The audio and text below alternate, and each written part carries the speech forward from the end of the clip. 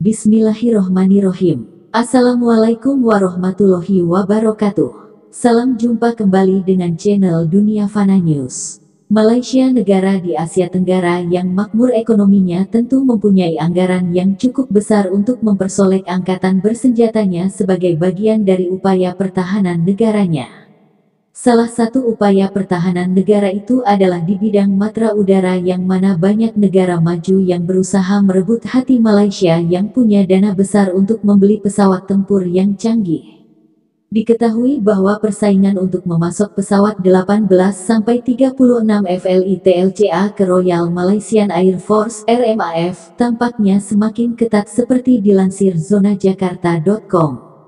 Banyak negara-negara yang menggunakan berbagai macam strategi dan taktik untuk merayu Malaysia agar memilih jet tempur. Di antaranya ada beberapa produsen pesawat yang telah melakukan berbagai penawaran untuk pemerintah Malaysia. Dikutip Defense Security Asia, perusahaan-perusahaan yang bersaing dalam tender Kementerian Pertahanan Malaysia yang diperkirakan bernilai 4 miliar ringgit Malaysia. Perusahaan mengajukan berbagai penawaran menarik ke Malaysia, terutama yang melibatkan transfer teknologi, jalur perakitan akhir, dan banyak lagi. Kemudian perusahaan mana yang menawarkan paket paling menarik ke Malaysia? Seperti yang kita ketahui, melibatkan raksasa Dirgantara dan pertahanan Turki, Turkish Aerospace Industries (TAI), yang menawarkan pesawat latihnya, Hurjet, dalam tender Kementerian Pertahanan. Chief Executive Officer TAI Prof. Temel Kotil yang berada di Malaysia belum lama ini mengatakan pihaknya menawarkan untuk memproduksi 15 pesawat Hurjet di Malaysia, sedangkan 3 lainnya di Turki. Temel Kotil mengatakan produksi pesawat Hurjet di Malaysia ditujukan untuk memperkuat industri penerbangan global di wilayahnya masing-masing. Kami, TAI, ingin berkontribusi dalam peningkatan kapasitas Malaysia untuk memproduksi pesawat semacam itu, Hurjet, karena Malaysia dipandang sebagai salah satu negara terbaik untuk bekerja sama secara strategis di Asia Pasifik, ujarnya.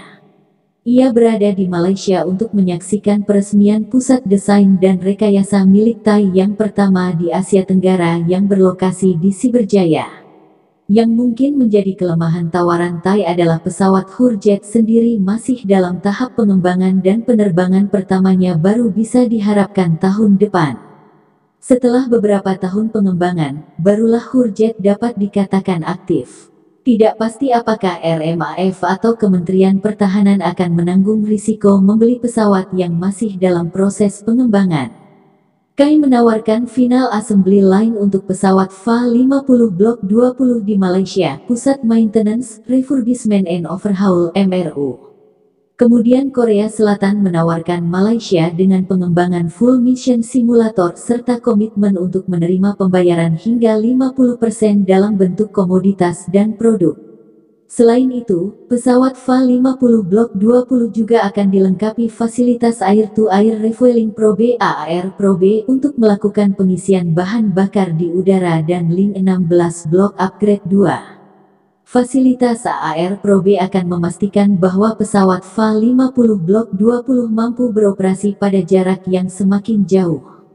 Selanjutnya, KAI juga menawarkan varian terbaru pesawat FA-50 yaitu Block 20 yang sangat menarik. Varian tersebut hanya sedikit lebih sedikit dibandingkan varian MRCA yang baru saja diluncurkan ke publik pada sebuah pertunjukan udara di Seoul tahun lalu. Advanced Targeting Pod, meriam 20 mm, rudal M9, GBU 12 LGB Integration, GBU 38 JDAM, Joint Direct Attack, amunisi dan rudal AGM-65 Maverick. Angkatan Udara Filipina telah menggunakan pesawat FA-50 dalam konflik di Marawi dan Filipina Selatan serta misi pengawasan udara di Laut Cina Selatan, membuat pesawat terbukti dalam pertempuran. Dibandingkan dengan Hurjet yang masih berupa pesawat prototipe, sedangkan pesawat FA-50 sudah digunakan oleh beberapa negara termasuk Angkatan Udara Indonesia dan Korea Selatan. Pesawat FA-50 T-50 juga digunakan oleh Thailand dan Indonesia di Asia Tenggara, sedangkan di Timur Tengah digunakan oleh Angkatan Udara Irak. Selain Kai dan Tai, laporan media lokal juga menyatakan bahwa Hindustan Aeronautics Limited, HAL, juga menawarkan untuk mendirikan pusat MRO untuk pesawat Tejas di Malaysia. Itu pun jika negeri jiran memilih pesawat buatan Hindustan Aeronautics Limited, HAL. Sejauh ini, itulah yang diketahui tentang tawaran dari HAL selain dari kemampuannya untuk menerima pembayaran 50% atau 2 miliar ringgit Malaysia. India juga menginginkan untuk pembelian pesawat dalam bentuk minyak sawit atau produknya. Sejauh ini, HAL belum bisa mengekspor pesawat Tejas ke pengguna luar negeri dan jika Malaysia menjadi pembeli itu akan menjadi negara pertama di dunia di luar India yang menggunakan pesawat Tejas.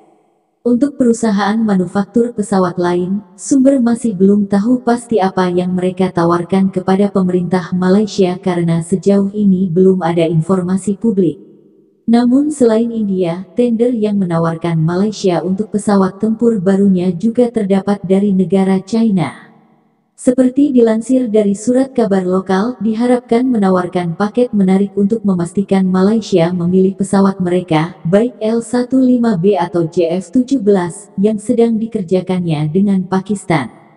Media asing melaporkan bahwa China bersedia menurunkan hingga 30% harga JF-17 yang ditawarkan ke Malaysia, walaupun ada laporan media yang mengatakan bahwa pesawat JF-17 tidak ikut tender oleh Kementerian Pertahanan. China dikatakan tidak ingin kedua pesawatnya L-15 dan JF-17 saling bersaing dan hanya fokus pada L-15 Hongdu. Setelah sukses di Uni Emirat Arab, China mungkin merasa juga punya peluang di Malaysia.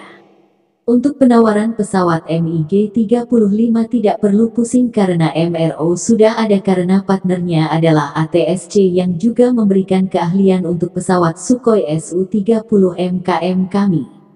Adapun Gripen, tidak ada informasi tentang tawaran mereka. Kemudian Rusia juga ikut meracuni Malaysia dalam menawarkan upgrade pesawat tempurnya menjadi Su-30 SM-2. Dikutip Military Watch Magazine, Rusia memamerkan varian barunya Su-30 SM-2 pada Januari tahun 2022. Su-30 SM sejak itu telah diekspor secara luas dan telah terbukti sangat populer di antara negara-negara dunia. Namun pada Januari tahun 2022 digantikan oleh masuknya Su-30 SM-2 yang lebih baru. Kemudian Rusia juga menginginkan Malaysia untuk mengupgrade pesawat tempurnya dengan Su-30 SM-2 yang biasa dijuluki Super Sukhoi ini. Dilansir Defense Security Asia, mengatakan bahwa Rusia dikabarkan telah menawarkan paket upgrade 18 unit pesawat untuk Malaysia.